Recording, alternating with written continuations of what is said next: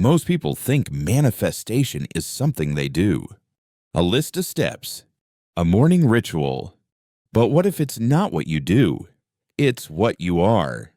Carl Jung once said, "Until you make the unconscious conscious, it will direct your life, and you will call it fate." And what is the unconscious if not your deepest energetic broadcast? The hidden signature you're sending into the quantum field without even knowing it. You can say affirmations. You can visualize. But beneath the surface, there is something deeper. Your shadow. Your suppressed fears. Your old patterns. Your unresolved identities. And that shadow is speaking louder than your words. To the quantum field, it is the true signal. The field is neutral. It doesn't give you what you want. It gives you what you consistently broadcast through every thought, belief, and unresolved emotion. And here lies the problem. You don't manifest what you think you want. You manifest what you unconsciously believe you deserve. Jung understood this long before modern science. The psyche is not a clean slate. It is a complex web of unconscious patterns, many inherited, many forgotten. And unless you face this inner architecture, you will remain trapped not by fate, but by code, by the unexamined signals you've been emitting for years. So when manifestation doesn't work, it is not failure. It is perfect coherence between your unconscious state and the field's reflection. The field is always honest. It cannot lie. It can only mirror the dominant frequency you hold. This is why it seems so simple, but few truly succeed. Because few are ready to face what they are truly broadcasting. Jung would ask, who is the I that wishes to manifest? Is it your higher self or your wounded self? Your conscious intent or your unconscious resistance? And this is the first key. You cannot manifest a new life on top of an old identity. Until the shadow is integrated, the signal remains split. The split signal. Why the field can't hear you. Clearly, Carl Jung taught us that the psyche is not one voice. It is a chorus. Some parts conscious, some buried, some ancient. And this is why manifestation feels blocked. You say you desire abundance. But another part of you, the wounded child, the doubter, the one who fears success, whispers, "It's not safe. I don't deserve it. I will lose myself if it comes." These voices don't disappear because you made a vision board. They live deep in your nervous system. And whether you acknowledge them or not, they are broadcasting.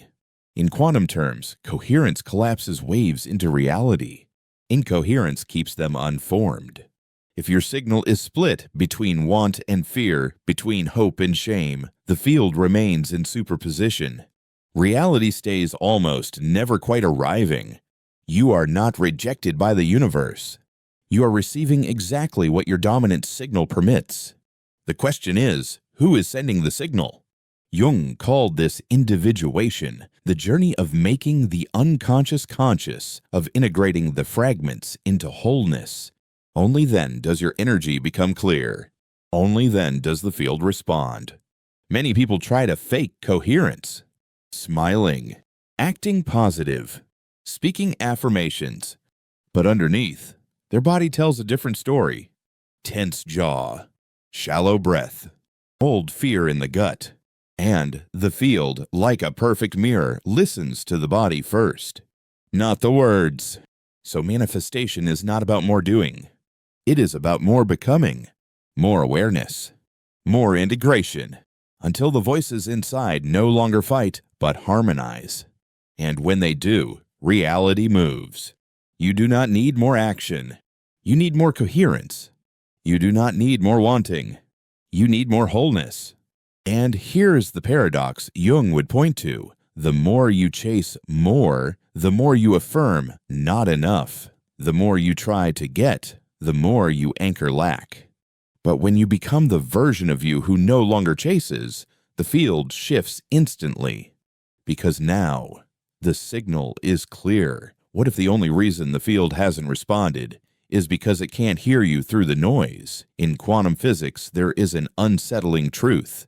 The act of observation collapses probability into form. No observation, no defined reality. Just waves, just potential. But here's the deeper layer, Jung would add. Who is the observer? Most of us watch life through a fractured lens. A child self scanning for danger. A wounded self expecting loss. A part of us afraid to hope because hope once led to pain. And it is through this lens that you observe reality. And therefore, this lens shapes what appears. You do not observe from neutrality.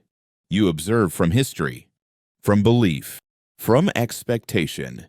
And this creates a recursive loop. You expect the old reality. You observe for confirmation. You collapse more of the old. Jung called this projection. Everything that irritates us about others can lead us to an understanding of ourselves. But what irritates us about life also reveals what we still project onto reality. You are not seeing the world as it is. You are seeing the world through the unresolved images within you. And the field, again, always honest, reflects exactly what you expect to see. Not what you wish, not what you affirm, but what your deepest observer believes is true. Jung warned, we do not see things as they are. We see them as we are. And here lies the forgotten secret of manifestation. It is not enough to observe what you want. You must become the observer who believes it is normal. You cannot collapse a new timeline while expecting the old one. You cannot step into abundance while secretly watching for loss. You cannot embody love while bracing for rejection. The act of observation, if tainted with fear, collapses nothing new. It simply anchors the familiar. So, how do you change it? Not by forcing, not by pretending, but by slowly transforming the inner observer, by healing the parts of you still expecting pain, by integrating the shadow still projecting scarcity, until one day, you open your eyes and without effort, the field responds differently. Not because the world changed, because the observer changed. This is what makes manifestation simple as but rare. Because few are willing to face the true observer within. Here is the truth most do not want to face. You cannot out-manifest your shadow. You cannot think positive enough to bypass the parts of you still living in the old code. Jung spent his life warning of this. One does not become enlightened by imagining figures of light, but by making the darkness conscious. And this is the hidden failure point of most manifestation work. It skips the shadow. It tries to build a new identity on top of an old wound. But the shadow is not silent. It is active. It speaks through your body, your energy, your choices. And it shapes the signal you send to the field. You can repeat, I am worthy 1,000 times. But if a part of you, the younger, wounded self, still whispers, no, I'm not safe. I'm not enough. That signal dominates. Because the field listens to coherence. And the shadow is coherent in its pain. Think of it this way. The quantum field is like a perfect mirror. You stand before it, but behind you is a shadow, the unresolved past. And though you speak forward, your deeper frequency, the one shaped by years of belief, emotion, and trauma, still radiates backward. The mirror cannot ignore it. It reflects the totality, not the surface. And this is why it seems so hard, because trying to manifest on top of the shadow is like trying to sail with anchors still buried in the sea. You can move forward a little, but always something pulls you back. Jung's path was not about denial, not about bypassing. It was about integration. To meet the shadow, to make peace, to bring it into the light, not to destroy it, but to harmonize it. Only then does your signal become clear. Only then does the field respond in a new way. Here is the core. You cannot manifest a life that contradicts your unconscious beliefs. You cannot collapse a reality your nervous system finds unsafe. Until the shadow's loved, not feared, its signal runs your life. But once you turn toward it, with courage, with compassion, something shifts. The inner war ends. The broadcast stabilizes. And finally, the field can respond to who you truly are, not who you pretend to be. And this is why Jung would say, the privilege of a lifetime is to become who you truly are, not a mask. Not an affirmation, not a performance, but the integrated self, whole, coherent, at peace. And from there, manifestation is no longer forced. It is inevitable. In the end, all manifestation comes down to one thing. You do not attract what you want. You attract what you are. Carl Jung knew this before the language of quantum manifestation even existed. He saw that the unconscious mind, the totality of your identity, beliefs, memories, and emotions, is not just a background. It is the active architect of your reality. Until you make the unconscious conscious, it will direct your life, and you will call it fate. But here is what no one says. You are not broadcasting your thoughts. You are broadcasting your state. It is not about thinking, I am abundant. It is about becoming the version of you for whom abundance is simply normal. No tension, no chase, no inner argument, just being. And that state, when felt consistently, bends the field around you. Because then you are no longer trying to pull reality to you. You have become the gravity itself. In physics terms, a coherent field collapses probability faster than an incoherent one. In human terms, a person at peace with their identity collapses time. Opportunities appear out of nowhere. Synchronicities increase. Reality seems to reorganize. Not because the universe rewards them, but because their signal is now clear.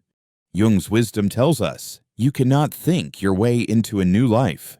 You must become the self for whom that life is already aligned. And becoming is not about pretending. It is about integration, wholeness, self-trust. When the inner war ends, the signal stabilizes. And this is why most people never fully manifest, because they chase the thing instead of transforming the self. They remain in identity lag, wanting a reality that their body still resists. Here is the final truth. Reality bends not to the seeker, but to the being. Not to the one who tries, but to the one who is. So if you want to collapse the field, stop asking, how do I get it? And start asking, who am I becoming? Because when identity shifts, the signal shifts. And when the signal shifts, the field has no choice but to mirror you back. Jung would call this individuation, the full embodiment of the true self. Nothing missing, nothing denied. And when that self stands in the field, whole, integrated, aligned, manifestation is not a struggle. It is simply reflection.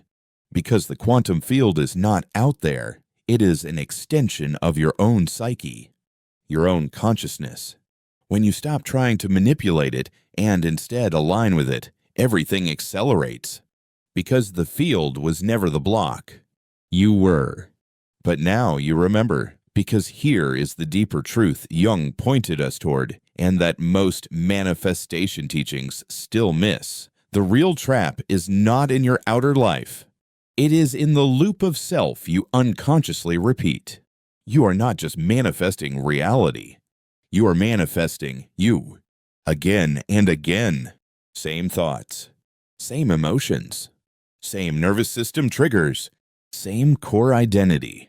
And this repetition, this echo, creates a cycle, an energetic loop, a familiar pattern, a gravitational field that pulls the same life toward you, even as you try to move forward. And here's the paradox Jung would point to. The ego loves the loop. It clings to the familiar, even if it hurts. Because pain, you know, feels safer than joy you don't. You say you want freedom. But if freedom threatens the identity you've built, your unconscious will block it. Not out of sabotage, out of protection.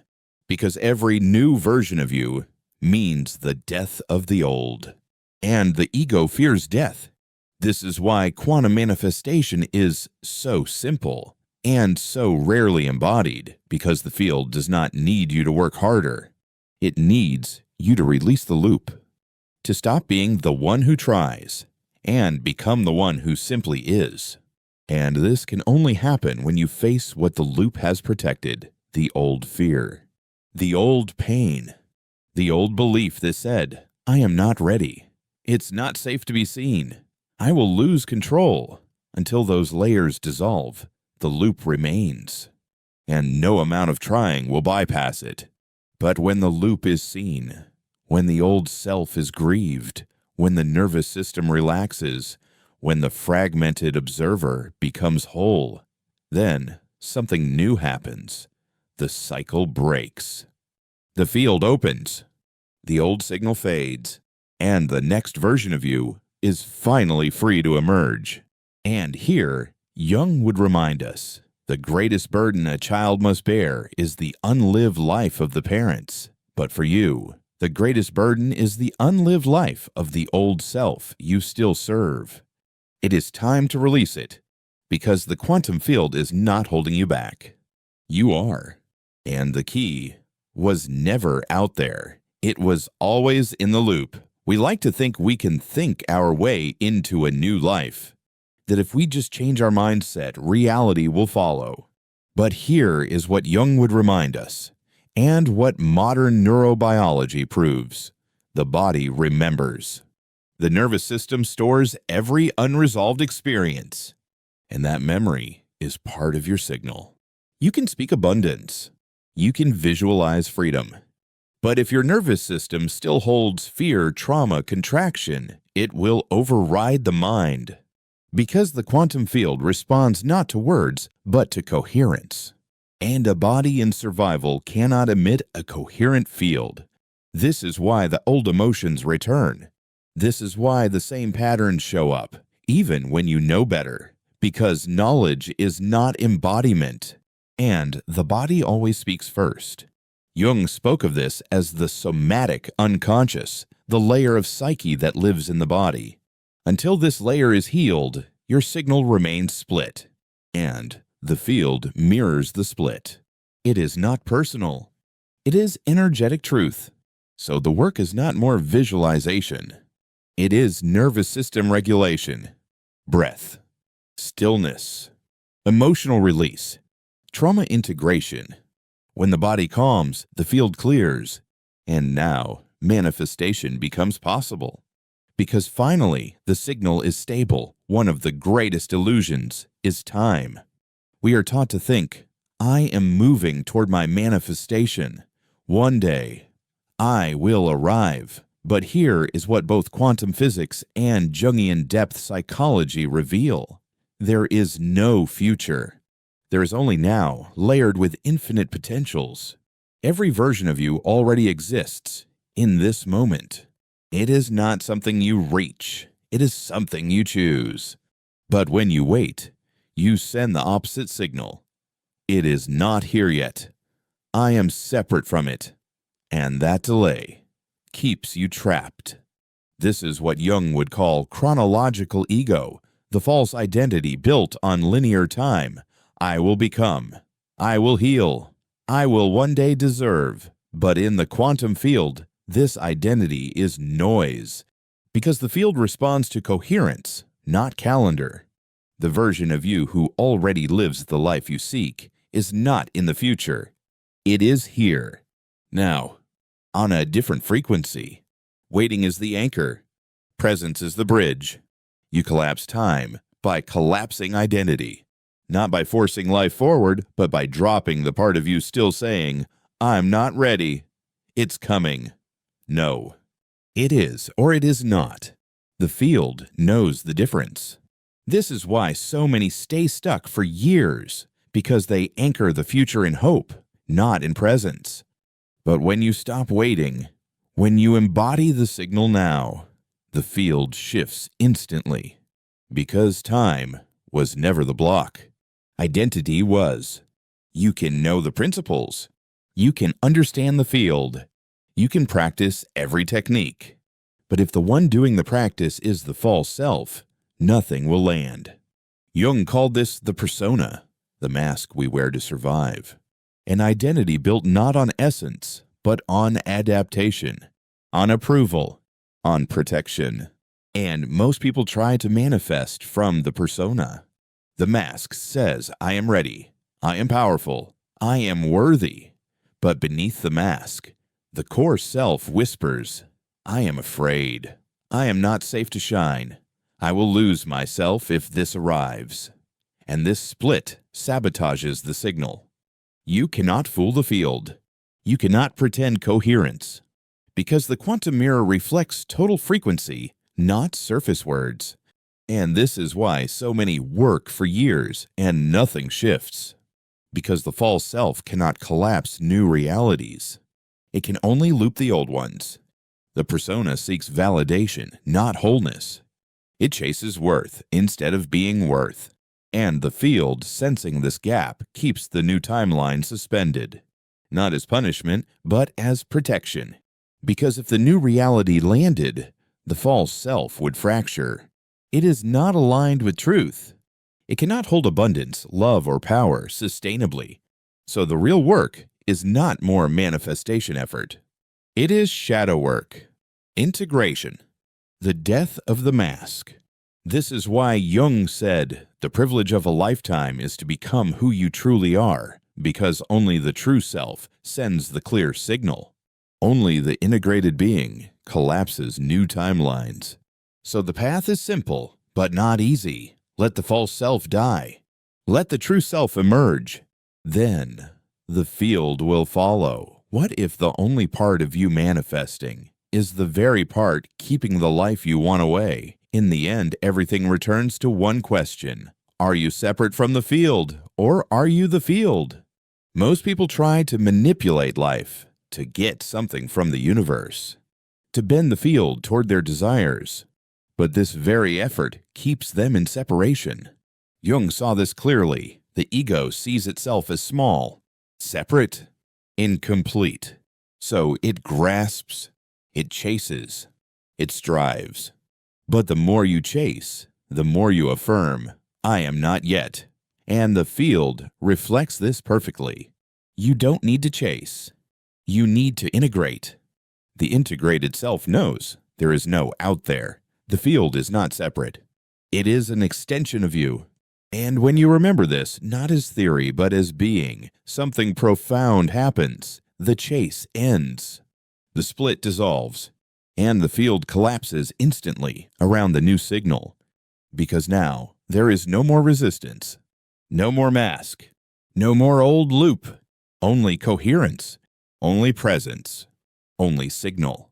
Jung would call this the moment of individuation fulfilled, not the ego in control, but the self, whole, present in resonance with all. And from this place, manifestation is no longer something you do. It is who you are. This is why it is so simple, yet so rare, because few are ready to let go of the seeker. Few are ready to stop striving. Few are ready to simply be. But when you are, the field bends. Reality melts. Time collapses. And what you once called a dream simply appears. Because you are no longer trying to reach it. You are it.